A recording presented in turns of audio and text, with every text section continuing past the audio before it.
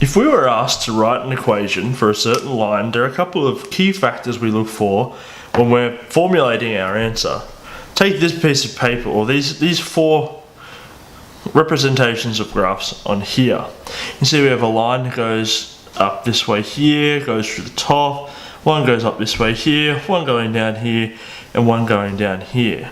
Now we remember our linear equation as y equals mx plus c, where m is our gradient, this guy here, and c is our y-intercept.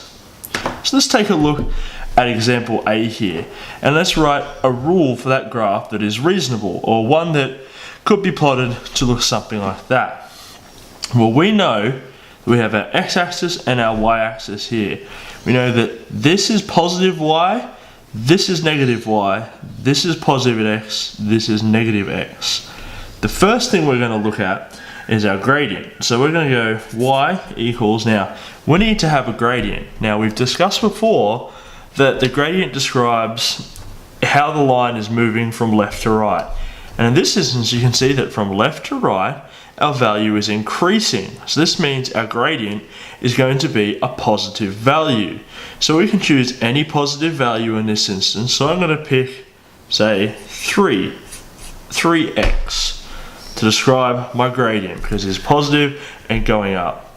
Now the next thing we want to look at is our y-intercept. So this little c value here.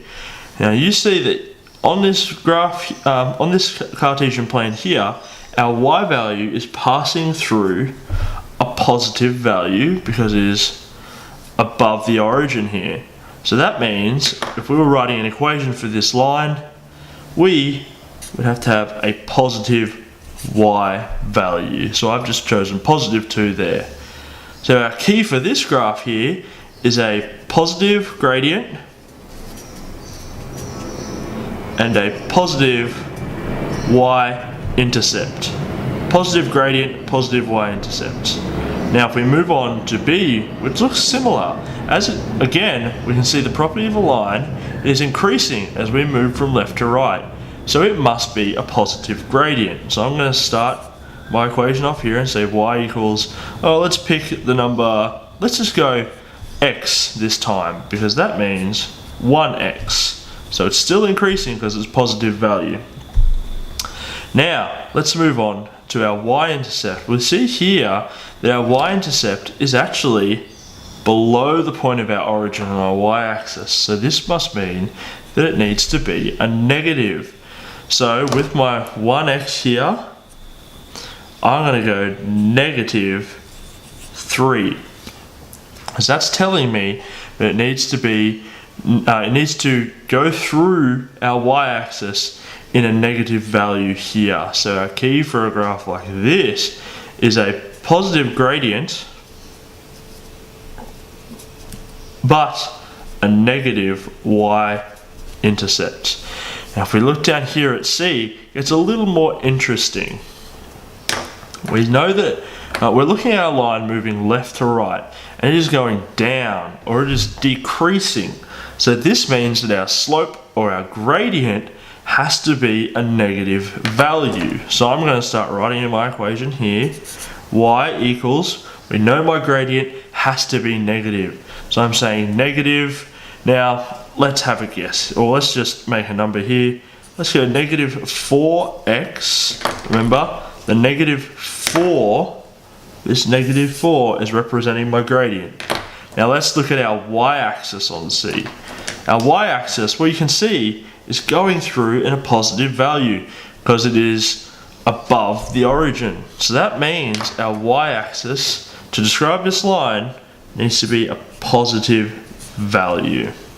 Moving on to this last one at D, I'm going to start like I always would, y equals, using my linear equation form here, y equals mx plus c.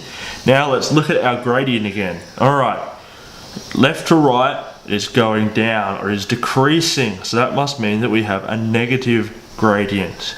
So I'm going to say negative 2x. Remember, negative 2 is our gradient, x is whatever it needs to be.